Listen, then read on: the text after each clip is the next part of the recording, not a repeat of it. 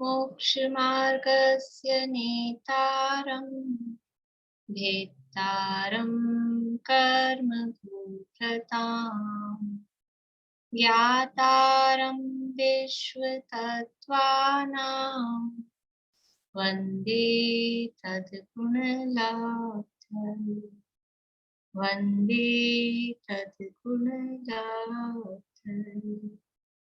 मोक्ष मार्ग के नेता एवं कर्म पर्वतों के भेदक और विश्व के सब तत्वों के ज्ञायक चेतन संवेदक सद्गुण आप समान प्राप्त हो यही भावना भाकर देव विनय पूर्वक करूं वंदना बारंबार जिनेश्वर के बारंबार जिनेश्वर के।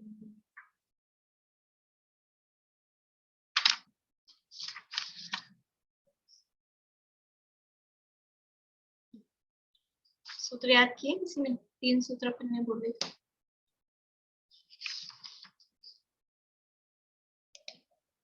बोलिए सुल्तान। आश्रव निरोधा संवरा स मुक्ति समिति धर्मानुप्रेक्षा परिसेज चारित्रे तपसा निर्जराच। बढ़िया। आश्रव निरोध संवर स गुप्ति समिति धर्मानुप्रेक्षा परिषज चारित्रे तपसा निर्जराच। बढ़िया। आश्रव निरोध संग्रह स गुप्ति समिति धर्मानुप्रेक्षा परिसहज चारित्र तपसः निजराच। बढ़िया। आश्रव निरोधा संवरा स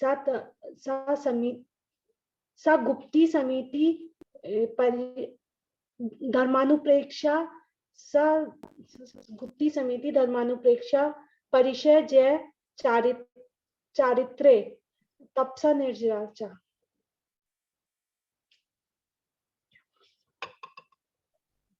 बढ़िया। पारवी याद किए इस बार। बढ़िया बढ़िया। बोलिए निदान। आश्रव निरोध संग्रह स गुप्ति समिति धर्मानुपेक्षा परिसर जय चरित्रे तपसा निर्जराच।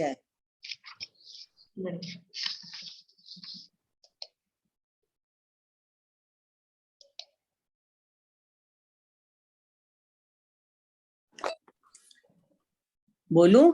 हाँ बोलो। आश्रव निरोध संवर स गुप्ति समिति धर्मानुप्रेक्षा परिषद चारित्रे तपसा निर्जराच। आश्रव निरोध संवरः स गुप्ति समिति धर्मानुप्रेक्षा परिषद चारित्रे तपसा निर्जराच। चलिए बढ़िया, बहुत अच्छा। देखिए यहाँ संवर तत्वार्थ की चर्चा 9वें अध्याय में अपन ने शुरू की है। संवर और निर्जरा 2 तत्वों का वर्णन इस अध्याय में करेंगे। अभी संवर की बात शुरू की है। सबसे पहले संवर का स्वरूप बताया है। संवर किसे कहते हैं? तो कहा आश्रव निरोधः संवरः। आश्रव का निरोध। आश्रव का निरोध मतलब आश्रव नहीं होना। आश्रव निरोध का अर्थ ये है कि वो हो ही नहीं, वो आ जाए, आ गया तो फिर तो आ ही गया, फिर निरोध कहाँ हुआ? आश्रव नहीं होना। और आश्रव क्या है? कि मिथ्यात्वादी भाव, और मिथ्यात्वादी भावों के निमित्त से कर्म आए, उसका नाम आश्रव है। तो मिथ्यात्वादी भावों का भी नहीं होना, और फिर उनके निमित्त से जो कर्म आ रहे थे उन कर्मों का भी नहीं आना, इसका नाम आश्रव निरोध है, इसका नाम संवर है। तो फिर प्रश्न ये उठा कि आपने संवर तो बता दिया आश्रव का निरोध, लेकिन ये आश्रव का निरोध होगा कैसे? संवर होता कैसे है? संवर के कारण क्या हैं? बंध के कारण क्या थे? बंध के कारण क्या थे? तुरंत हाथ नहीं खड़ा हुआ आप लोगों का। मिथ्यात प्रमाद आवृत्ति प्रमाद कषाय योग। बढ़िया। मिथ्या दर्शनावृत्ति प्रमाद कषाय योगा बंध हेतवः, ये थे ना बंध के कारण। वो बंध के कारण बताए थे, बंध के कारण वही आश्रव के कारण है। अब संवर के कारण क्या है, तो कहा गुप्ती समिति धर्म अनुप्रेक्षा परिचर्या चारित्र और तप, 7 कारण हैं। गुप्ती समिति धर्म अनुप्रेक्षा परिचर्या चारित्र और तप। तपसा निर्जर आगे सूत्र में कहा है, वो तप भी इसमें कारणों में साथ में लेना है। 7 कारण बताए हैं कि वो संवर है, इन 7 कारणों से होता है। तो उनका सामान्य स्वरूप यहाँ पर अपन देख रहे थे। गुप्ती किसे कहा था कि आत्मा को गुप्त करना। किससे गुप्त करना? छुपा देना। कहाँ पे छुपा देना? कि जो संसार के जो कारण हैं उनसे बचा के रखना, उनसे छुपा के रखना, उसका नाम गुप्ती है। तो मिथ्यात्वादी विकारी भावों से आत्मा की रक्षा करने के भाव से आत्मलीनता पूर्वक जो मन वचन काया की प्रवृत्ति का रुकना होता है, उसका नाम गुप्ती है। गुप्ती का स्वरूप कल अपन ने देखा था। इसके बाद में है समिति। समिति की भी चर्चा अपन ने की थी कि सम्यक प्रकार से जो प्रवृत्ति होती है, सम्यक प्रकार से प्रवृत्ति कैसे होगी? वही मिथ्यात्वादी विकारी भावों से आत्मा की रक्षा करने के भाव से यत्नाचार पूर्वक प्रवृत्ति के भाव तथा प्रवृत्ति करना। यत्नाचार पूर्वक प्रवृत्ति के भाव तथा यत्नाचार पूर्वक प्रवृत्ति, उसका नाम समिति है। यानी गुप्ती और समिति दोनों में क्या कॉमन है कि मिथ्यात्वादी विकारी भावों से आत्मा की रक्षा करने के भाव से, ये तो दोनों में कॉमन है। और फिर दूसरी बात कि ऊपर कहा था गुप्ती में आत्मलीनता पूर्वक मन वचन काया की प्रवृत्ति का रुकना, और यहाँ कह रहे हैं कि यत्नाचार पूर्वक प्रवृत्ति के भाव। अब समिति में आत्मलीनता नहीं है क्या? कि समिति भी वास्तव में जो संवर का कारण है वो आत्मलीनता रूप ही है। समिति भी आत्मलीनता रूप ही है, लेकिन यहाँ समिति जो है, समिति का जो स्वरूप भेद भी अपन देखेंगे आगे, और जो भी स्वरूप बताया जाएगा, और गुप्ती का स्वरूप देखेंगे। तो गुप्ती होती है, उसमें निवृत्ति होती है। निवृत्ति का मतलब है कहीं से हटना, वो कहलाती है निवृत्ति। और समिति होती है वो प्रवृत्ति रूप होती है। आगे और भी चर्चा भी जब यहाँ गुप्ती समिति का स्वरूप आएगा तब भी इनमें अंतर वगैरह अपन देखेंगे, और काम दूंगी मैं आपको अंतर ढूंढने का। तो गुप्ती है वो निवृत्ति स्वरूप है, वहां कहीं से हटना है, और समिति है वो प्रवृत्ति रूप है, कहीं लगना है। ये दोनों में बेसिक डिफरेंस है। गुप्ती निवृत्ति रूप है, समिति प्रवृत्ति रूप है।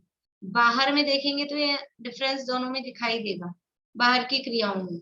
लेकिन एक्चुअल में गुप्ती भी संवर का कारण है, समिति भी संवर का कारण है। दोनों को संवर के कारण में लिया है कि नहीं लिया? दोनों को संवर में के कारणों में लिया है। तो संवर का कारण निवृत्ति होता है कि प्रवृत्ति होता है? तो वास्तव में निवृत्ति और प्रवृत्ति संवर का कारण नहीं है। संवर का कारण एक्चुअल में क्या है? संवर का कारण तो वो जो उसमें आत्मलीनता, वो जो शुद्धोपयोग है, वो जो शुद्ध भाव है, वो संवर का कारण है। लेकिन उस शुद्ध भाव के साथ में गुप्ती में तो क्या है कि निवृत्ति है, मन की प्रवृत्ति से, वचन की प्रवृत्ति से, काय की प्रवृत्ति से हटना है। निवृत्ति समझ में आता है शब्द? पारुल, निवृत्ति मतलब वहां से हट रहे हैं, तो वो निवृत्ति रूप है। और समिति में क्या होगा कि वो शुद्धोपयोग है, शुद्धि है, और उस शुद्धि के साथ में बाद में बाहर में जो क्रियाएं हो रही हैं, जो प्रवृत्ति हो रही है, वो प्रवृत्ति कैसी हो? वो यत्नाचार रूप हो, सावधानी पूर्वक हो, तो उसका नाम समिति है। तो बाहर में दोनों में डिफरेंस है, लेकिन संवर का कारण है क्योंकि दोनों, तो कुछ चीज कॉमन है दोनों में। वो कॉमन क्या है? वो कॉमन है शुद्धि, शुद्धोपयोग, आत्मलीनता, वो कॉमन है, और वो ही संवर का कारण है। बाहर की क्रियाएं संवर का कारण नहीं है, और बाहर की क्रिया में वो क्रिया तो कुछ कारण है ही नहीं। उस क्रिया के साथ में अगर शुभ भाव हो रहा है तो वो शुभ भाव तो शुभाश्रव का कारण है, लेकिन उसके साथ ही साथ जो शुद्धि चल रही है, जो आत्मलीनता थी, जो आत्मलीनता है, जो शुद्धोपयोग है, उसका नाम संवर है, वो संवर का कारण है। ये बात यहाँ ध्यान रखनी है। तो वो कल किसी ने पूछा था गुप्ती निवृत्ति रूप है, समिति प्रवृत्ति रूप है, तो वो है, गुप्ती में निवृत्ति होती है, समिति में प्रवृत्ति होती है। और अभी तो केवल सामान्य स्वरूप यहाँ देख रहे हैं, अभी आगे सूत्र आएंगे उनके, तो अपन और चर्चा करेंगे। फिर सारी चर्चा यहाँ कर लेंगे तो फिर वहां क्या करेंगे, इसलिए अभी आगे सूत्र आएंगे तब वहां चर्चा करेंगे अपन। तो ये हुआ समिति। अभी यहाँ तो ये भी नहीं बताया कि गुप्ती कितनी होती है, समिति कितनी होती है, क्योंकि वो आगे सूत्र देने वाले हैं ना, वही बताएंगे। देखिए पेज नंबर 330 पे आगे धर्म का स्वरूप देखिए।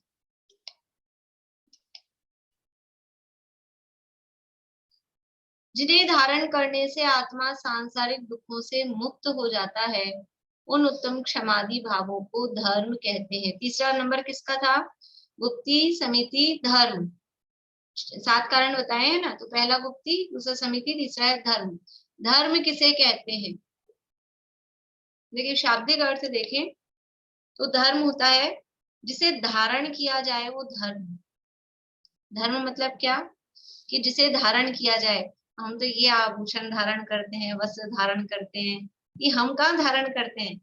आज हमने सुबह आभूषण धारण किए, कुछ स्पेशल वस्त्र धारण किए, और भी क्या, ये आत्मा ने धारण किए, ये आत्मा ने धारण किए। हम क्या धारण कर सकते हैं? धारण करना मतलब क्या? जिसे धारण किया जाए वो धर्म है। अब हम समझ लें कि हम क्या धारण कर सकते हैं। ये कपड़े लगते थे, ये सुबह धारण किए थे और अभी सब अधारण हो गए हैं, तो सब निकल गए हैं। वो धारण कहाँ हुआ? धारण तो जो हो जाए वो फिर छूट नहीं सकता है, वो अलग नहीं हो सकता है। और वो धारण ऐसा होता है कि वो एक में एक वो अपने स्वरूप हो जाए, उसका नाम धारण करना है। जिसे धारण किया जाए वो धर्म है।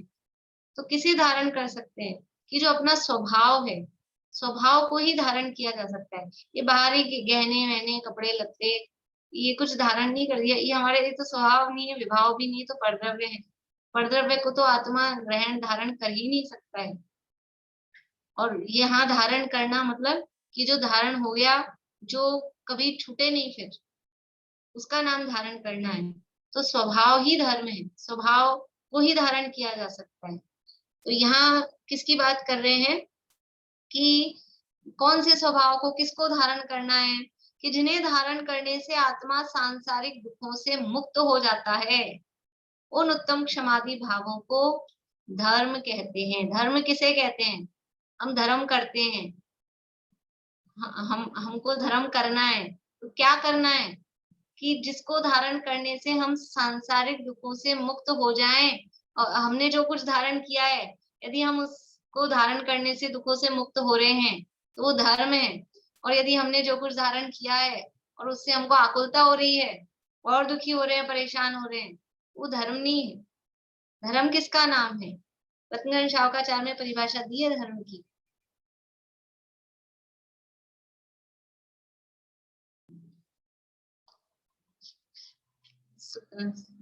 श्लोक ध्यान नहीं आ रहा। यो धरत्युत्तमे दुखे सुखे, संसार दुखदः सत्वान यो धरत्युत्तमे सुखे। ऊपर की लाइन अभी भी याद नहीं आई। मैं आपको अर्थ बता देती हूँ कि जो जीवों को संसार दुख से निकाल कर और उत्तम मोक्ष सुख में पहुंचाता है, स्थापित करता है, उसका नाम धर्म है। जो जीवों को संसार के दुखों से निकालकर, संसार के दुखों से निकालकर और उत्तम मोक्ष सुख में पहुंचाता है। जैसे ऐसे होता है, पानी में चींटी डूब रही थी तो हमने उसको निकाला और निकाल के कोई अच्छी जगह पे उसको पहुंचा दिया। ऐसा हम संसार में डूब रहे थे तो एक धर्म रूपी हाथ वो आया और हमको संसार में से निकाल के और ऊपर मोक्ष में ले जाके पहुंचा दिया। ऐसा है वो धर्म, इसका नाम है धर्म। किसे कहना? धर्म। जिसको धारण करने से हम बिल्कुल सुखी हो जाएं, उसका नाम धर्म है। इस थाली का माल उस थाली में चढ़ा देना, इसका नाम धर्म नहीं है। 10-15-20 किताबें पढ़ ली, उसके पेज पलट लिए, इसका नाम धर्म नहीं है। 10-15 दिन भूखे रह गए, 10 दिन के उपवास कर लिए, 5 दिन के उपवास कर लिए, 1 महीने के कर लिए, इसका नाम धर्म नहीं है। 2, 4, 5 तीर्थों की यात्रा कर ली, इसका नाम धर्म नहीं है। 10-20 लाख रुपए दान में दे दिए, इसका नाम धर्म नहीं है। जो हमको संसार के दुखों से निकाल कर मोक्ष में पहुंचाए, उसका नाम धर्म है। तो कौन दुखों से निकालेगा, कौन है दुखों से निकालने वाला? तो ये कह रहे हैं कि उत्तम क्षमाधि भाव, उत्तम क्षमा, मार्दव, आर्जव, शौच, सत्य, संयम, तप, त्याग, आकिंचन्य, ब्रह्मचर्य, ये भाव, ये आत्मा के भाव है। अभी अभी बात की थी अपन ने 2 मिनट पहले कि वो स्वभाव है जिसे धारण किया जाए, वो स्वभाव है। ये आत्मा के भाव है। उत्तम क्षमा, मार्दव, आर्जव भाव है। सत्य, शौच, संयम, तप, त्याग उपाव है। आकिंचन, ब्रह्मचर्य, धर्म 10 सार हैं। चहुंगति दुखते काड़ी, मुकति करतार हैं। बोलते हैं कि नहीं बोलते? आज की थी क्या पूजा किसी ने? 10 लक्षण चल रहे हैं अभी। आज 13 है, 10 लक्षण का सेकंड लास्ट डे, उत्तम आकिंचन्य का दिन है। 10 लक्षण चल रहे हैं चैत्र महीने की। पूजन करिए, बेला हवि ने करिए, नहीं करी? 10 लक्षण में तो करते हैं, याद तो है, स्थापना का छंद है 10 लक्षण की पूजन का। चहुंगति दुखते काढ़ी, चहुंगति दुख से निकाल कर मुकति करतारे, वहां परिभाषा दी है ये धर्म की। कभी ध्यान दिया हमने? ये धर्म की परिभाषा है कि जो चतुर्गति दुखों से जीव को निकाल कर मुक्ति में पहुंचाए, मोक्ष में पहुंचाए, उसका नाम धर्म है। जो जीव को दुखों से निकाल कर सुख में पहुंचाए। तो जो भी काम हम कर रहे हैं, हम देखें कि हम दुखी हो रहे हैं कि सुखी हो रहे हैं। तो धर्म उसका नाम है जो हमको सुखी करे, जो सुख में पहुंचाए। तो सुखी किससे होगा? क्रोध से सुखी होता है कि क्षमा से सुखी होता है? मान से सुखी होता है कि मार्दव से सुखी होता है? कितना ही कोई मान करने वाला अपने आप को समझे, लेकिन आत्मा कसती है उसमें। मान कर करके वो सोच रहा है, मान में चढ़ के, कि मैं बहुत बड़ा हूँ। मानता है, वो भी भ्रम है, अपने को सुखी मान रहा है, लेकिन अंदर से आत्मा कसती है। कषाय है ना, कषाय। आत्मा जकड़ी जाती है, परेशान होती है, कष्ट पाता है। ये कषाय है तो कष्ट देने वाली है। ये जो कषाय से रहित आत्मा के नेचुरल, ये स्वाभाविक भाव है, क्षमा, मार्दव, आर्जव आदि, वो आत्मा को सुख में पहुंचाते हैं। तो ये धर्म है, जिन्हें धारण करने से आत्मा सांसारिक दुखों से मुक्त हो जाता है। उन उत्तम क्षमादि भावों को धर्म कहते हैं। सारी चर्चा चलेगी अपनी डिटेल में पूरी, अभी आगे सूत्र आएंगे, पूरा प्रकरण चलेगा 10 धर्मों के संदर्भ में। ये हुआ धर्म। धर्म 10 है, उत्तम, क्षमा, मार्दव, आर्जव, वो चर्चा आगे आएगी। अब है उसके बाद में नेक्स्ट है अनुप्रेक्षा। अनुप्रेक्षा किसे कहते हैं? संसार, शरीर, भोगों की निस्सारता का चिंतन। संसार, शरीर और भोगों की निस्सारता का चिंतन, वो अनुप्रेक्षा है। अनु का अर्थ होता है, अनु का अर्थ पीछे भी होता है, बार बार भी होता है। अनु छोटा के अर्थ में भी लेते हैं, लेकिन वो छोटे का मतलब है पीछे। और प्रेक्षा, प्रेक्षा का मतलब होता है अवलोकन करना, देखना। प्रेक्षा ध्यान का नाम सुना होगा आप लोगों ने, एक ध्यान चलता है अपने श्वेतांबर संप्रदाय में, प्रेक्षा ध्यान। और प्रेक्षा का अर्थ क्या है? प्रेक्षा का अर्थ होता है अवलोकन करना, देखना। अनुप्रेक्षा, अनु का मतलब है पीछे पीछे, बार बार में, और अवलोकन करना यानी बार बार में किसी चीज का चिंतन करना। बार बार में चिंतन करना अनुप्रेक्षा है, और अनुप्रेक्षा संवर का कारण है, ये अच्छा बताया। तो हम बार बार में किसका चिंतन करें? कि हम बार बार में अपने बच्चों का चिंतन करते हैं, हम बार बार में अपने पति का चिंतन करते हैं, हम बार बार में अपनी पत्नी का चिंतन करते हैं, हम बार बार में अपने रुपया, पैसा, धन दौलत। इसका नाम अनुप्रेक्षा नहीं है। किसका बार बार में चिंतन करना है? तो इसलिए पहले कह दिया, संसार, शरीर और भोगों की निस्सारता का। अकेला संसार, शरीर और भोगों का चिंतन करना भी नहीं कहा, वो तो हम कर ही रहे हैं। हम करते क्या है दिन भर? हम क्या चिंतन करते हैं? यहाँ बैठे बैठे भी कुछ लोग, अभी क्लास में मान लीजिए 3:30 हो गए, फिर 3:45 हो गए। अभी तो चलो गर्मी के दिन है, अगर सर्दियां होती हैं फिर यहाँ बैठे बैठे फिर क्या विचार करने लग जाते हैं कि अब क्या बनाना है, अब जल्दी से उठ के लगना है, ये काम करना है। तो वो तो हमारा चलता ही रहता है, भोगों का चिंतन, संसार का चिंतन, शरीर का चिंतन, यहाँ दर्द हो रहा है, वहां दर्द हो रहा है, ये कष्ट हो रहा है, वो कष्ट हो रहा है, ये सारा चिंतन दिन भर चलता क्या है? संसार का चिंतन, इसके जाना है, उसके जाना है, ये काम करना है, ये सारे लौकिक जितने भी हैं संसार का चिंतन है। शरीर का चिंतन है, ये खाना है, ये लगाना है, ये एक्सरसाइज करनी है, ये 2 3 4 काम है, और क्या काम है, ये सब क्या है? शरीर का चिंतन है। और भोगों का चिंतन, किस तरह से हमें भोगों की प्राप्ति हो, कैसे कैसे भोग भोगे। यूट्यूब पे बहुत सारे चैनल आते हैं, सब किचन वाले, ये बना लो, वो बना लो, ये खा लो, वो खा लो, ये क्या है? ये किसका चिंतन चल रहा है? रसगुल्ले कैसे बनाना, गुलाब जामुन कैसे बनाना, फीनी घेवर कैसे बनाना, ये क्या है? भोगों का चिंतन है। और भी दूसरी दूसरी बहुत सारी चीजें आती है, सब तरह की चीजें आती है। क्या नहीं आता है? वो सब आता है, वो सब क्या है? और एक बार चला के बैठ जाओ, ऐसी रुचि उसमें लगती है कि एक के बाद एक। और फिर इसमें सिस्टम ऐसा होता है कि आपने एक कोई चीज चलाई है तो नीचे उससे रिलेटेड बहुत सारे आपको दिखने लग जाएंगे, तो फिर एक के बाद एक, ये भी देख लें, ये भी देख लें, एंडलेस होता है। कब आपका घंटा पूरा हो गया, 2 4 घंटे पूरे हो गए, पता ही नहीं चलता है। किसका चिंतन हो रहा है? ये तो सब संसार शरीर भोगों का ही चिंतन हो रहा है। उसका नाम अनुप्रेक्षा नहीं है, उसका नाम अनुप्रेक्षा नहीं है। अनुप्रेक्षा किसका नाम? इस संसार शरीर भोगों की निस्सारता का, कि संसार में है क्या, क्या स्वरूप है संसार का, जिसे हम इतना सजाने संवारने में लगे रहते हैं, घर बसाते हैं, ये बनाते हैं, ये सजाते हैं। स्वरूप क्या है? कोई चीज नई बनाई, नया कलर कराया, और क्या होता है? अभी नया नया लग रहा है, 10 दिन बाद, 15 दिन बाद, 1 महीने बाद फिर क्या होता है?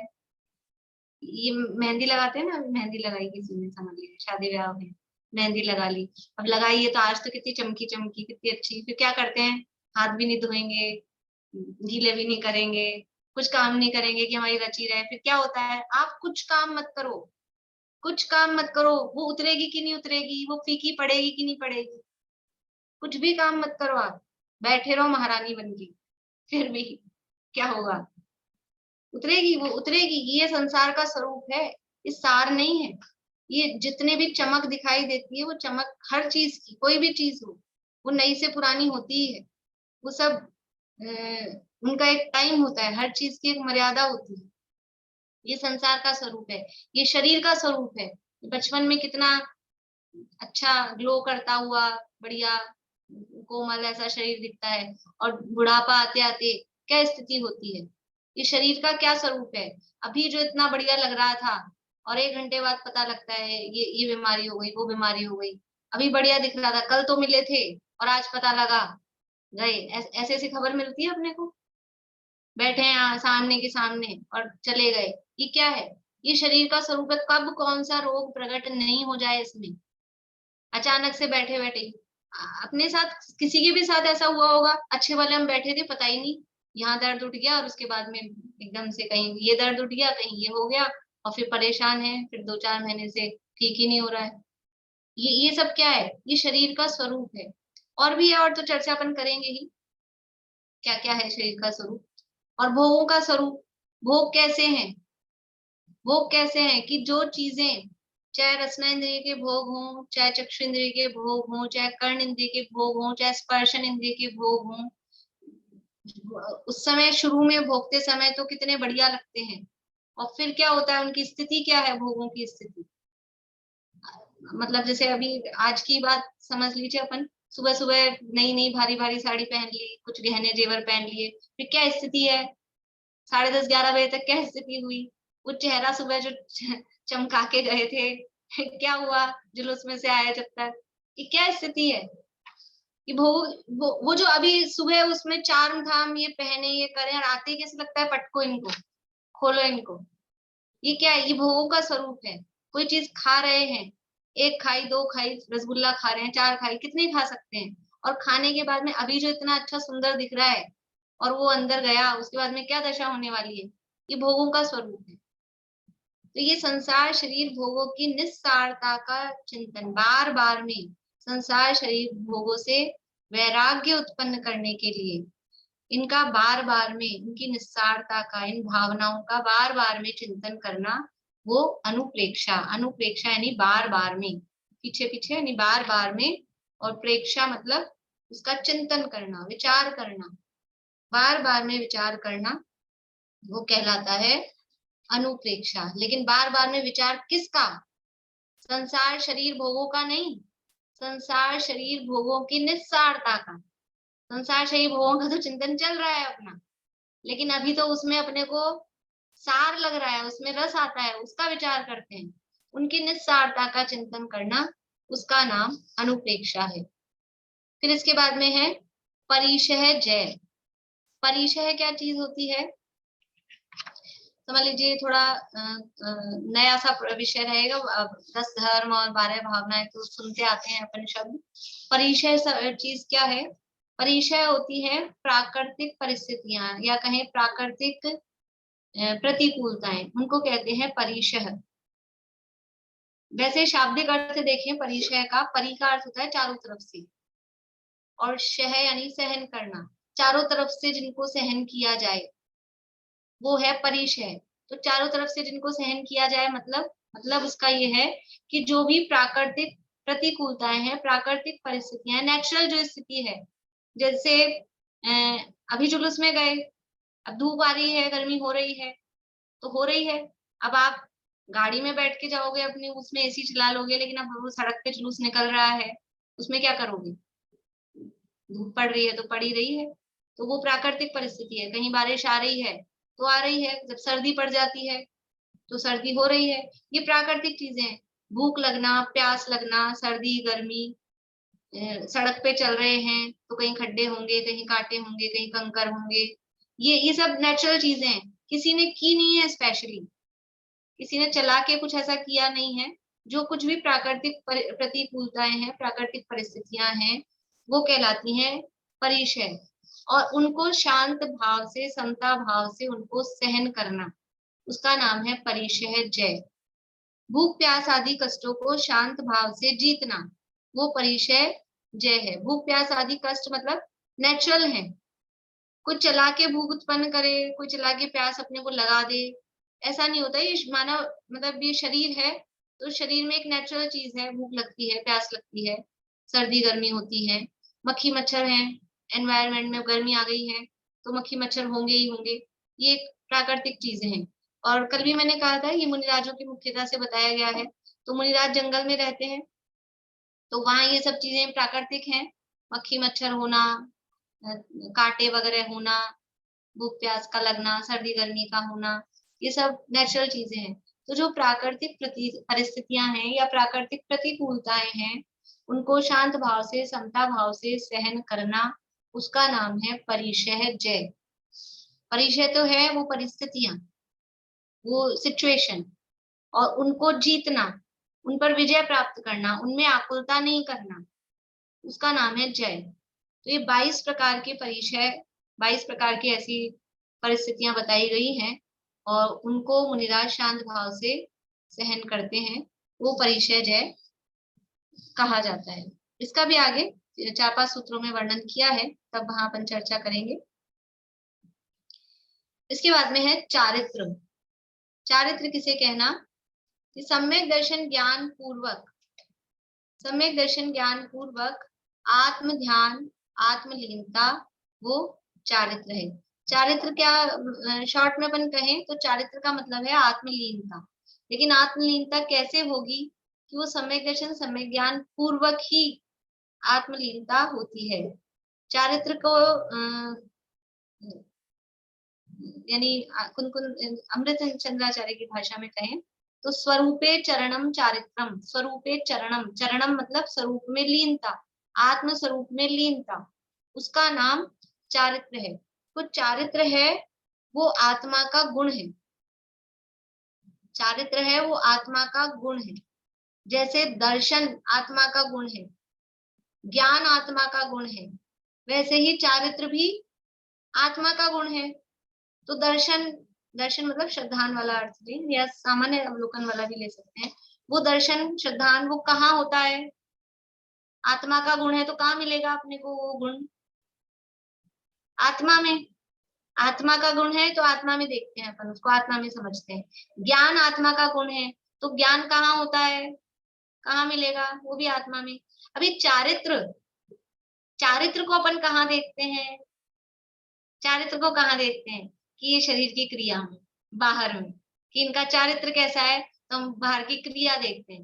तो जैसे दर्शन आत्मा का गुण है, ज्ञान आत्मा का गुण है, और वो आत्मा में देखा जा रहा है, उसको आप आत्मा में देख रहे हो, तो फिर चारित्र भी आत्मा का गुण है, वो भी आत्मा में ही होता है, आत्मलीनता रूप ही होता है, उसका शरीर से कोई संबंध नहीं है वास्तव में।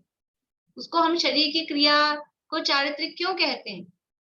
लेकिन जिसके अंदर में आत्मलीनता होती है, उसके बाहर में शरीर की क्रिया भी बराबर कुछ नियमित होती है, कुछ व्यवस्थित होती है, तो वो बाहर में शरीर की क्रिया के माध्यम से उसको दिखा के उसका उपचार उस पे कर दिया जाता है। लेकिन ये हमको ध्यान रखना चाहिए कि शरीर की क्रिया का नाम चारित्र नहीं है। चारित्र है वो आत्मलीनता का नाम है, आत्मस्थिरता का नाम है, क्योंकि चारित्र आत्मा का गुण है। बोलिए भारती आंटी। मैं पूछ रही थी चरित्र और चारित्र एक ही चीज है? वैसे अपने यानी इधर जो अपन आध्यात्मिक क्षेत्र में जब शब्द लेते हैं तो वो चारित्र वर्ड लेते हैं, और चरित्र को लौकिक उसमें यूज में लिया जाता है कैरेक्टर के अर्थ, कैरेक्टर, हाँ। कैरेक्टर के अर्थ में। तो वहां केवल उसका अर्थ उसी रूप में, मतलब वहां आत्मलीनता वाला अर्थ नहीं है, लेकिन बाहर में एक तो यानी शीलवान हो और 5 पापों में प्रवृत्त नहीं हो, उस आधार पे उस चारित्र को लिया जाता है। तो कुछ कुछ यही वाला अर्थ अपन देख सकते हैं कि जहाँ मतलब जो अपना आध्यात्मिक अर्थ है, उस आध्यात्मिक पक्ष में जो व्यवहार वाला पक्ष है चारित्र का, वो वहां लौकिक अर्थ में भी उसको उसी अर्थ में लेते हैं कि बाहर में 5 पापों में प्रवृत्त नहीं है, हिंसा, झूठ, चोरी, कुशील, परिग्रह में, तो कहते हैं इसका चारित्र अच्छा है, चारित्रवान है, कैरेक्टर सर्टिफिकेट मिलते हैं। तो जो कोई कुशील में लिप्त है, कुशील सेवन में, उसका चारित्र खराब है। कुशील सेवन में तो लिप्त नहीं है लेकिन चोरी करता है, झूठ बोलता है, तो भी उसका चारित्र अच्छा नहीं माना जाता है। नहीं, आप चारित्र वर्ड यूज कर रही हो ना, तो उसको वैसे अपन लोग लौकिक में तो चरित्र ही बोलते हैं। चरित्र ही बोलते हैं, हाँ। तो वो चरित्र, चारित्र वहां भी, वहां ज्यादा चरित्र चलता है एक्चुअल में, हाँ। चरित्र चलता है कैरेक्टर के अर्थ में, लेकिन उसको वो लिया इसी सेंस में जाता है, बाहर में 5 पापों से मतलब जो लिप्त नहीं है। हाँ, तो चरित्र में भी तो वही लेते हैं ना कि इसका वही चरित्र बहुत अच्छा है, तो वही लेकिन वहाँ आत्मलीनता वाली बात तो वहाँ है नहीं। आत्मलीनता वाली बात हाँ, नहीं। यहाँ केवल वो व्यवहारिक पक्ष है। और यहाँ जो चारित्र है, यहाँ चारित्र का मतलब है आत्मलीनता, आत्मस्थिरता। और वो आत्मलीनता, आत्मस्थिरता वो सम्यक दर्शन ज्ञान पूर्वक होती है। तो सम्यक दर्शन ज्ञान पूर्वक आत्म ध्यान, आत्मलीनता, उसका नाम चारित्र है। और फिर उसका जो व्यवहारिक पक्ष है, उसमें बाहर में ये 5 पापों का त्याग आदि वो बात भी उसमें होती है। इसका भी वर्णन आगे आने वाला है, तब अपन चर्चा करेंगे विशेष। देखिए अभी यहाँ ये पढ़ के इसको अपन पूरा करते हैं। पेज नंबर 330 पे उक्त संदर्भ में आचार्य पूज्यपाद का निम्नांकित कथन ध्यान देने योग्य है। ये पूज्यपाद आचार्य कौन है? पूज्यपाद आचार्य कौन है?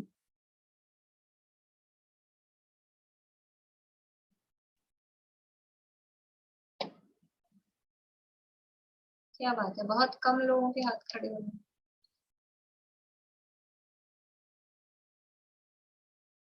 बोलिए। ये तत्वार सूत्र की टीका है और ये सबसे पहले पूज्यपाद आचार्य पूज्यपाद स्वामी ने इसकी रचना की। क्या नाम है उस टीका का? सर्वार्थ सिद्धि। बहुत बढ़िया। पूज्यपाद आचार्य सर्वार्थ सिद्धि टीका जिन्होंने तत्वार सूत्र की लिखी है, सबसे पहले मतलब उपलब्ध सबसे पहले, वरना तो उससे पहले संबंध मध्वाचार्य की भी टीका कही जाती है, लेकिन अभी जो उपलब्ध टीकाएं हैं उनमें सबसे प्राचीन टीका है सर्वार्थ सिद्धि। उसके जो लेखक हैं, रचयिता हैं, वो है पूज्यपाद आचार्य। तो सर्वार्थ सिद्धि का रेफरेंस यहाँ पर दिया है। उक्त संदर्भ में आचार्य पूज्यपाद का निम्नांकित कथन ध्यान देने योग्य है। वह संवर गुप्ती आदि द्वारा ही हो सकता है, अन्य उपाय से नहीं हो सकता। यानी संवर के जो कारण बताए हैं ना, गुप्ती, समिति, धर्म, अनुप्रेक्षा, परिचय, चारित्र और तप, ये जो संवर के कारण बताए हैं, ये क्यों बताए हैं, इसके माध्यम से क्या कहना चाह रहे हैं। देखो, जो भी कथन होता है, जो भी कोई एक वाक्य होता है, कोई भी एक सेंटेंस होता है, उसमें विधि और निषेध, विधि और निषेध को अपन कहेंगे पॉजिटिव और नेगेटिव। विधि यानी पॉजिटिव, निषेध यानी नेगेटिव, दोनों सेंस होते हैं। जैसे कि हमने कहा 2 + 2, 2 और 2 कितने होते हैं, 2 और 2 4 होते हैं। ये हमारा पॉजिटिव कथन है या नेगेटिव कथन है? पॉजिटिव कथन है, 2 और 2 4, इसमें कोई नेगेटिव बात नहीं है। नेगेटिव मतलब जिसमें निषेधात्मक बात है, निषेध परक कथन नहीं, विधि परक कथन है, पॉजिटिव कथन है।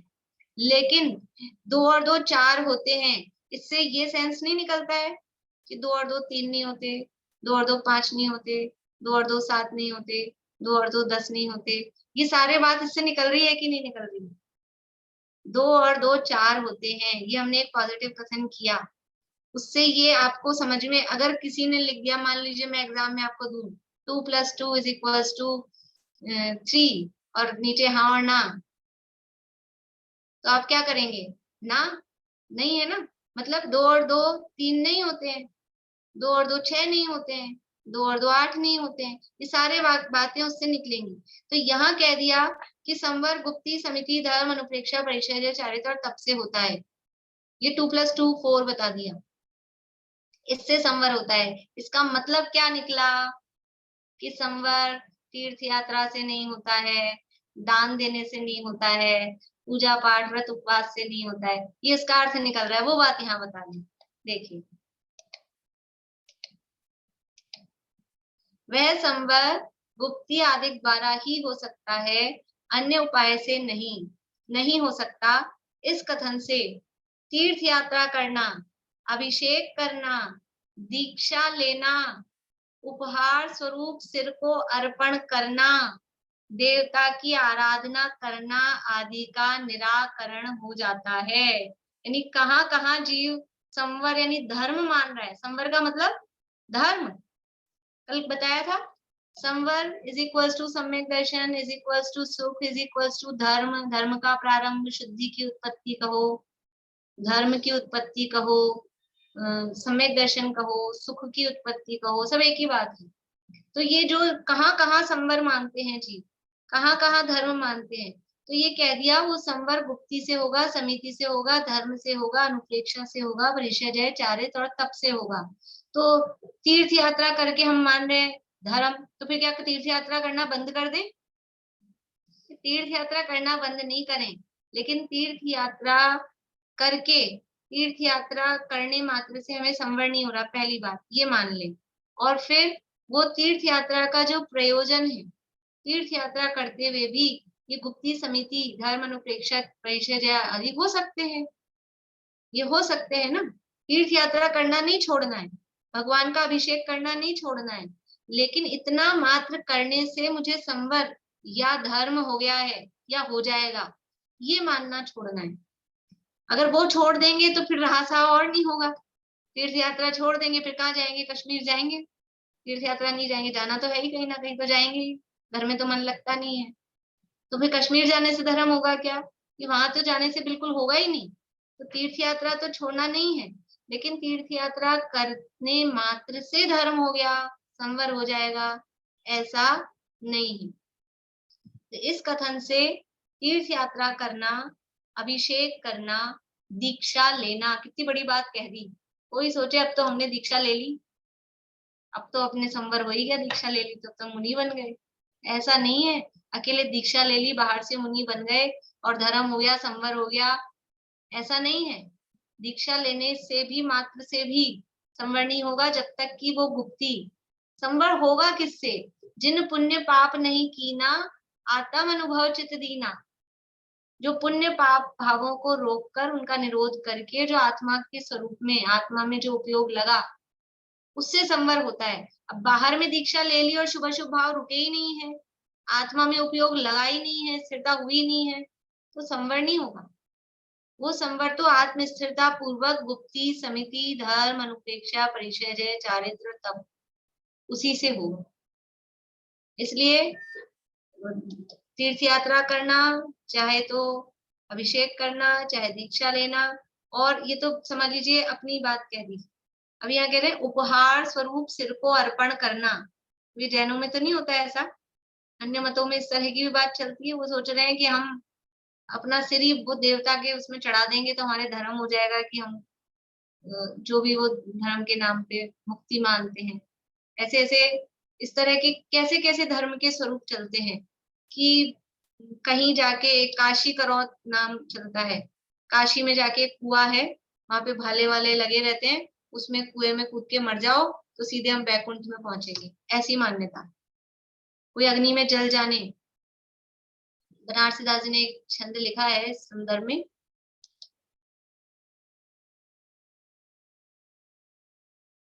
धर्म के संबंध में है कि कोई कहे आसमान के ऊपर, कोई कहे प्रभु हेठ जमी के, और कोई मतलब कोई ऐसा मान रहे हैं कि भगवान कहाँ है, ऊपर आसमान के ऊपर वहां रहते हैं बैकुंठ में, और कोई ऐसा मानते हैं कि नीचे पाताल में रहते हैं, पाताल में है ना बैठे भगवान, कोई ऐसा मानते हैं।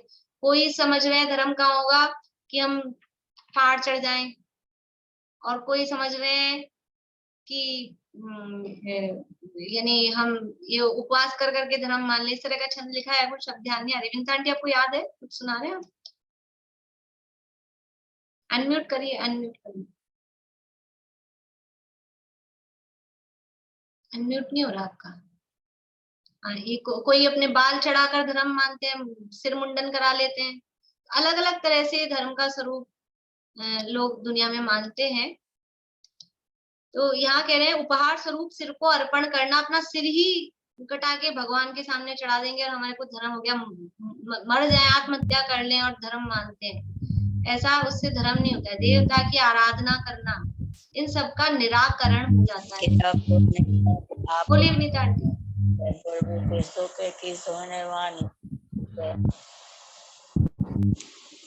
आवाज नहीं आ रही आपकी सही, चलिए। तो ये जो संवर गुप्ती आदि द्वारा ही हो सकता है, ये जो बात कही है, इससे और दूसरी जो भी मान्यताएं हमारी हैं धर्म के संबंध में कि इन सब कामों से धर्म हो जाएगा, वो सब बातों का इससे निराकरण हो जाता है कि उन किसी भी चीजों से धर्म या संवर नहीं होगा। क्यों नहीं होगा? क्योंकि संवर के लिए पहले कह दिया आश्रव निरोध, आश्रव का निरोध। और आश्रव क्या है? आश्रव क्या है? आश्रव है मोह राग द्वेष भाव, वो आश्रव है। तो जहां मोह राग द्वेष भाव हो रहे हैं वो तो आश्रव है, उससे संवर कैसे हो सकती है? तो कह रहे हैं क्योंकि राग द्वेष और मोह के निमित्त से ग्रहण किए गए कर्म का अन्यथा अभाव नहीं किया जा सकता। क्योंकि ये जो सारे काम हैं ये सब राग द्वेष और मोह के निमित्त, इन सब में तो राग द्वेष मोह दिखाई दे रहा है। अभी ये सिर को अर्पण कर रहा है कोई सिर काट के, ये कोई वितराग भाव है? ये सब राग द्वेष के भाव हैं। तो जो राग द्वेष और मोह के निमित्त से ग्रहण किए गए जो कार्य हैं, ये जो भी कार्य किए हैं, यदि हमने राग द्वेष मोह के निमित्त से ग्रहण किए हैं, मोह राग द्वेष के वशीभूत होकर ग्रहण किए हैं, तो फिर वो जो कर्म है उससे तो कर्म बन रहे हैं, उन कर्म का अभाव नहीं किया जा सकता है। इसलिए ये जो बात यहाँ कही कि वो संवर गुप्ती आदि द्वारा ही हो सकता है, तो इनसे अन्य जो भी कारण समझ मतलब लोग मानते हैं, उन सब कारणों का यहाँ निषेध कर दिया है। अब है आगे तप। तपसा निर्जरा च, तप से निर्जरा भी होती है, मतलब तप से संवर भी होता है और तप से निर्जरा भी होती है। तो तप किसे कहना, उसके लिए कह रहे हैं अंतर बाह्य संयम की उत्कृष्ट दशा ही तप है। अंतर बाह्य संयम, आंतरिक संयम और बाह्य संयम। संयम किसे कहना, संयम का स्वरूप भी यहाँ आगे आएगा। संयम किसे कहते हैं? संयम शब्द तो सुना है अपन ने, संयम किसे कहते हैं? बोलिए बिलावल। इंद्रियों का निरोध करना संयम। इंद्रियों का निरोध करना, बढ़िया। संयम मतलब है संयमित हो जाना, संयमित हो जाना। संयमित मतलब जो हमारी मतलब अभी तक हमारा जो उपयोग था वो 5 इंद्रियों मन के द्वारा बाहर फैल रहा था, बाहर फैल रहा था। तो अब वहां बाहर से फैल के अपने में, ये जैसे कोरोना ये फैला ना, कोविड हुआ, तो फिर क्या हुआ, सब संयमित हो गए, सब बाहर फैलते रहते थे, घूमना फिरना मिलना जुलना ये सब, ये क्या हो गए, सब लॉकडाउन हुआ तो सब अपने अपने में हो गए, और अभी तक भी वही आदत बनी हुई है, संयमित हो गए। तो अभी हमारा उपयोग 5 इंद्रियों और मन, ये 6 के माध्यम से बाहर बाहर घूमता रहता है। तो अपने उपयोग को अपने में ले आना, वो है संयम। और दूसरा क्या है कि हम बाहर में 5 प्रकार के स्थावर हैं और एक त्रस है, ऐसे 6 काय के जीव होते हैं। उन 6 काय के जीवों की रक्षा के प्रति कोई विचार नहीं होता है, चाहे जैसे कैसे प्रवृत्ति करते हैं, जीव मर रहे हैं नहीं मर रहे हैं कुछ ध्यान नहीं देते हैं। तो उन जीवों के रक्षा करना, 5 स्थावर और एक त्रस, ऐसे 6 काय के जीवों की रक्षा का पालन करना, और 5 इंद्रियों मन, इनकी विषयों में प्रवृत्ति का रुकना। इस प्रकार से ये अपने को संयमित करना, वो कहलाता है संयम। उसको यहाँ कहा अंतर बाह्य संयम की उत्कृष्ट दशा ही तप है। ये जो संयम है, और इस संयम की उत्कृष्ट दशा, संयम की उत्कृष्ट दशा मतलब जो ये संयम है, हमने इंद्रियों मन का निरोध किया है और बाहर में जीवों की दया का पालन किया है, उसकी ही एक टॉप जो स्थिति है, उत्कृष्ट दशा है, उसका नाम तप है। देखिए नीचे और दिया है, धवल में इच्छाओं के निरोध को तप कहा है। धवल क्या चीज है? धवल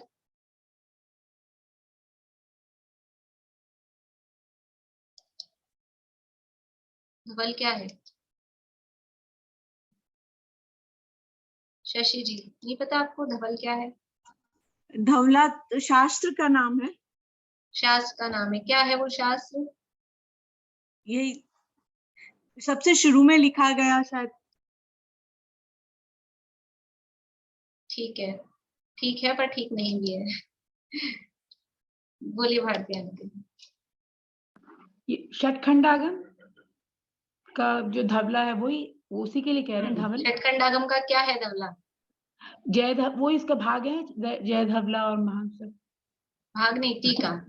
ठीक है, हाँ वो जो उन्होंने कहा ना, सबसे पहले लिखा गया, सबसे पहला धवला नहीं लिखा गया, सबसे पहले लिखा गया षटखंडागम। अभी आने वाली है शुद्ध पंचमी, षटखंडागम ग्रंथ लिखा गया, जो अभी वर्तमान में सर्वप्रथम लिपिबद्ध ग्रंथ है। उसकी जो टीका है, उस टीका का नाम है धवल। धवल है एक्चुअल में नाम, और उसको हम धवला बोलते हैं, धवला टीका।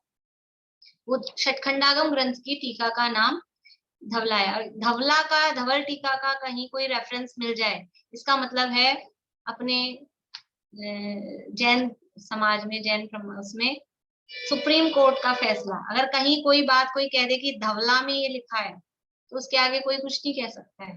जो सुप्रीम कोर्ट का फैसला होता है ना, ऐसे ये, क्योंकि सीधे डायरेक्ट भगवान महावीर की वाणी की, मतलब दिव्य ध्वनि की जो बात है, वो षटखंडागम ग्रंथ में लिखी गई है, और उसकी वो टीका धवला, वो टीका है। तो यहाँ धवला ग्रंथ की परिभाषा बता रहे हैं कि तप किसे कहते हैं। तप कहते हैं इच्छाओं के निरोध को। कल भी मैंने इसकी चर्चा की थी आपको उदाहरण स्वरूप। एक मेरा क्वेश्चन है, थोड़ा सा हट के है वैसे, थोड़ा सा, तो या तो फिर मैं मोक्ष मार्ग की क्लास में पूछ लूं। हाँ, क्योंकि थोड़ा सा अलग है तो फिर बाद में पूछेंगे। हाँ, थोड़ा सा अलग है तो इसी, लेकिन वो फिर मैं रात में पूछ लूंगी। तो यहाँ इच्छाओं के निरोध को तप कहा। इच्छा निरोध तप है, सुना होगा आप लोगों ने, और बहुत से लोग ऐसा समझते हैं कि तत्वार सूत्र का सूत्र है, लेकिन ये तत्वार सूत्र का सूत्र नहीं है। इच्छा निरोध तपः, ये धवला जो टीका है उसमें ये सूत्र आता है। इच्छाओं का निरोध, इच्छाओं का उत्पन्न ही नहीं होना। कि इच्छा क्या होती है? इच्छा क्या है? इच्छा क्या है? इच्छा को डिफाइन कर सकते हैं? बोलो पारुल। भाभी पांचों इंद्रियों के विषय भोग, जो भी सामग्री पांचों इंद्रियों के विषय इच्छा नहीं है। इच्छा मतलब क्या? विषय तो विषय है। भोगने की इच्छा, मतलब जो हाँ, भोगने की इच्छा तो आई गई ना। वर्ड इच्छा नहीं आना चाहिए इच्छा की परिभाषा में। इच्छा किसे कहेंगे? बोलिए शिमला भाभी। पंचेंद्रियों के भोगों में जो भोगा जाता है उसे इच्छा नहीं। पंचेंद्रिय के पंचेंद्रिय के विषय के भोगों में जो भोगा जाता है। भोगा गया वो इच्छा नहीं हुई। इच्छा क्या चीज है? चाहना, चाहत। चाह, सरल शब्द था। इच्छा मतलब चाहना, और चाहना मतलब, और दूसरा शब्द बता सकते हैं उस चाह के लिए? बोली भारती जी। तृष्णा वर्ड आ सकता है। तृष्णा आ तृष्णा सकता है, लेकिन तृष्णा थोड़ा और मतलब उस चाह से एक्स्ट्रा हो गया। मन वचन काय की चंचलता ही हो गया ना, जैसे मन वचन चंचलता, चाहना। चंचलता नहीं, लोभ। लोभ। बहुत लोभ। अच्छा, लोभ है। कषाय है इच्छा, ये लोभ है। लोभ कषाय है, यानी ये इच्छा का निरोध। इच्छा मतलब क्या? इच्छा है लोभ, और लोभ अकेला, लोभ का निरोध करना वो तब है अकेला। लोभ शब्द कहा है तो उससे पहले माया, मान और क्रोध वो उस लोभ में गर्भित है। इच्छाओं का निरोध तप है, मतलब ये कषायों का निरोध। इच्छा का निरोध मतलब कषायों का निरोध। और अकेले कषायों का निरोध, तो पापों का निरोध नहीं करें? क्यों? कषाय में पाप भी गर्भित है। तो क्रोध, मान, माया, लोभ का निरोध होगा तो फिर हिंसा, झूठ, चोरी, कुशील, परिग्रह वो सब उसमें गर्भित है। वो सब उसी का परिवार है। लोभ शब्द में जितने भी विकारी भाव हैं, इच्छा शब्द में, मोक्षा प्रकाशक में लिखा है तीसरे अधिकार में टोडरमल साहब ने, दुख का मूल वो इच्छा है। 4 प्रकार की इच्छाओं का वर्णन किया है। वो इच्छा ही दुख का मूल है। अब आप आज ये एक वाक्य ध्यान रखना कि दुख का मूल कारण इच्छा है। और जब कभी आपको लग रहा हो, मान लीजिए सारे दिन नहीं लगता है कि हम दुखी हैं, लेकिन जिस समय आपको लग रहा हो कि मैं दुखी हूँ, तो उसकी जड़ में जाना है कि दुख का कारण क्या है। वो कारण निकल के एक ही आएगा कि मेरी कुछ ना कुछ इच्छा थी, कुछ ना कुछ इच्छा है, और वो इच्छा पूरी होती नहीं है। इच्छा पूरी कबहू ना होए, इच्छा कहते ही उसे है वो जो पूरी नहीं हुई।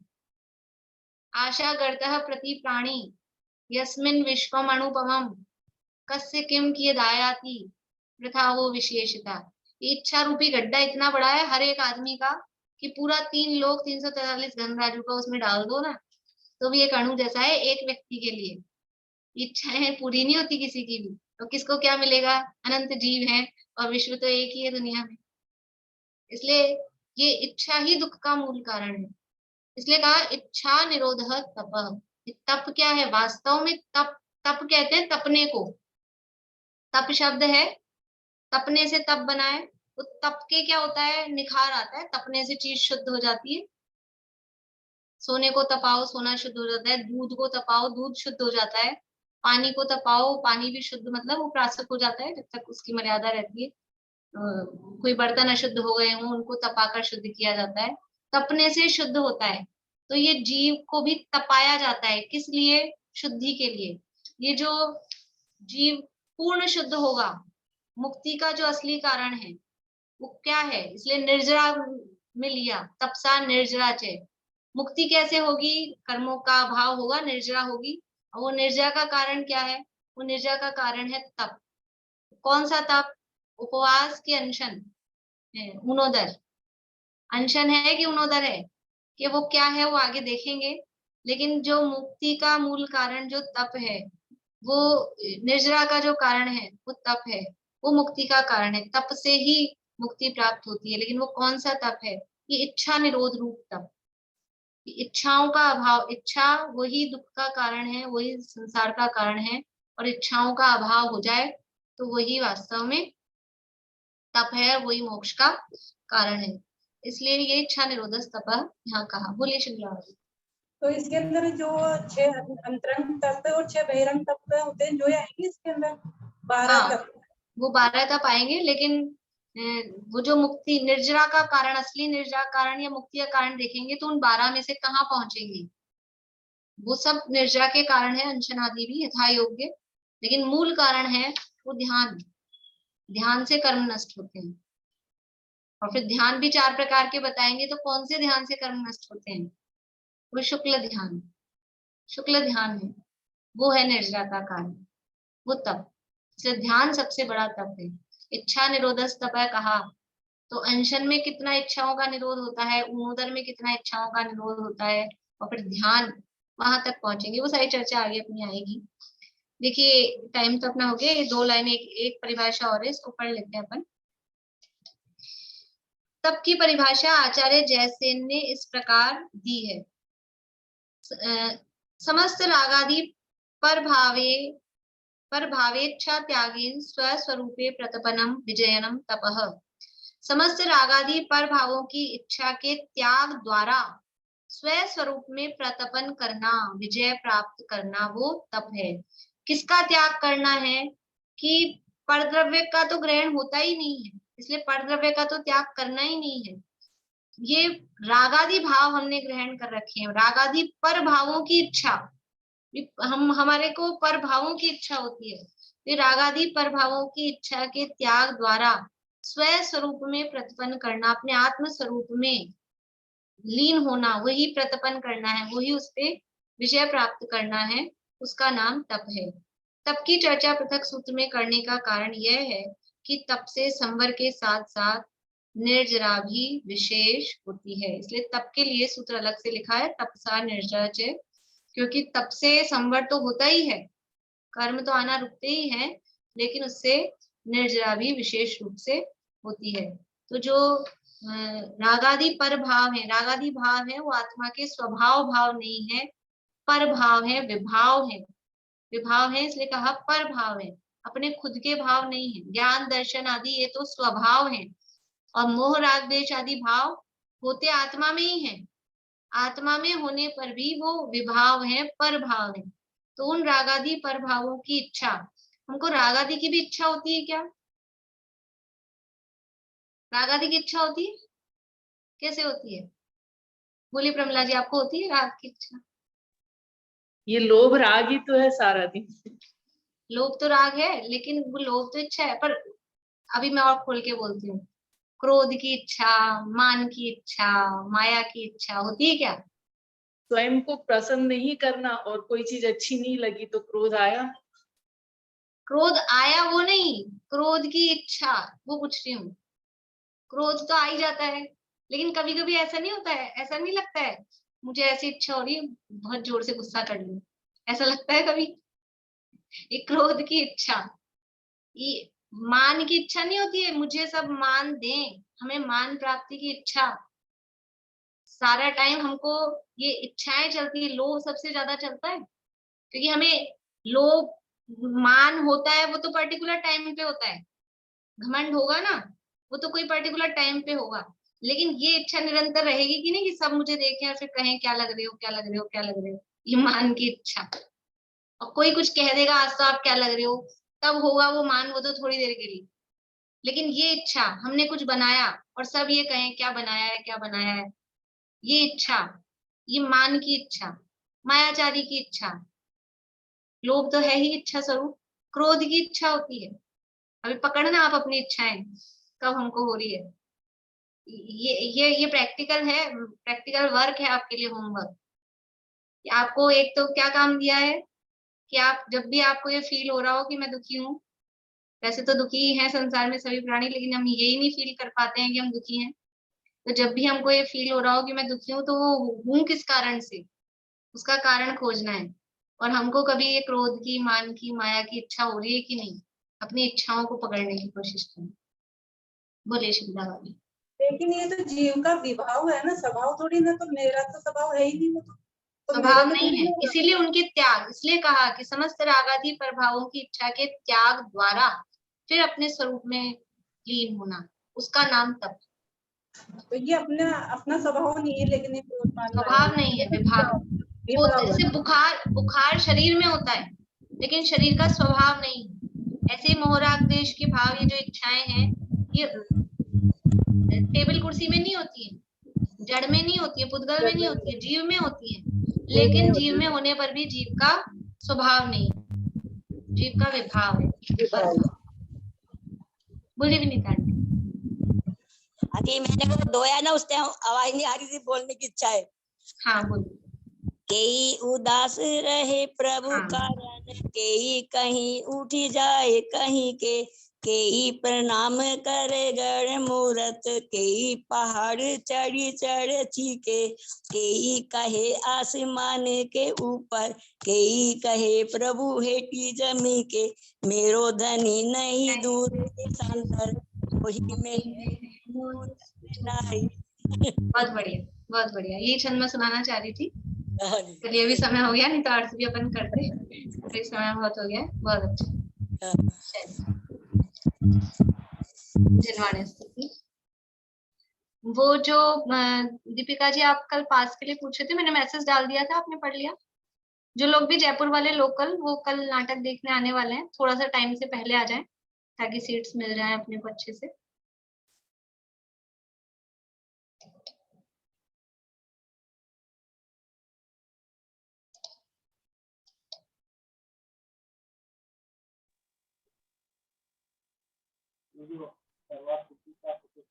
आवाज नहीं आ रही है आपकी बहन? अब आइए, थोड़ी धीरे आ रही है, थोड़ा जोर से बोलिए। भावना लिखी है, धर्म भावना का बहुत ये नाम दोना जाना धर्म नाही सत्पा, संलग्न रहना ये धर्म नाही सत्पा, ये धर्म निज आत्मस्वादी चाहे ये सब निष्फला, बुद्धन धर्म निज भाव लीना जिन्हें सुना सब।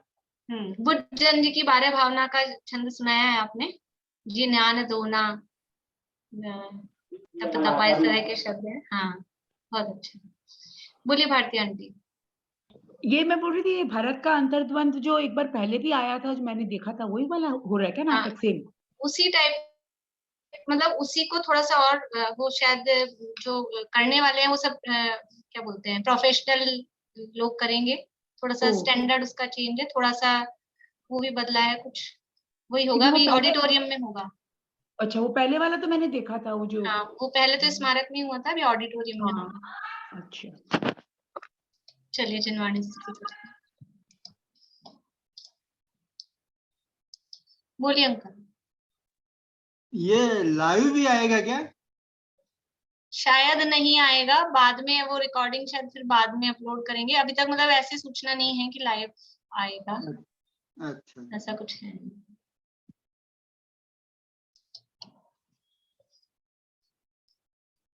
जोग धरे रहे जोग सो भिन्न, अनंत गुणात्म केवल ज्ञानी, तासुर दैत्रह सोनिक सरिता सम वैश्रुत सिंधु समान, याते अनंत न यातम लक्षण, सत्य स्वरूप सिद्धांत बखानी, बुद्ध लखे न लखे दुर्बुद्ध, सदा जग माही जगे जिनवानी, सदा जग माही जगे जिनवानी।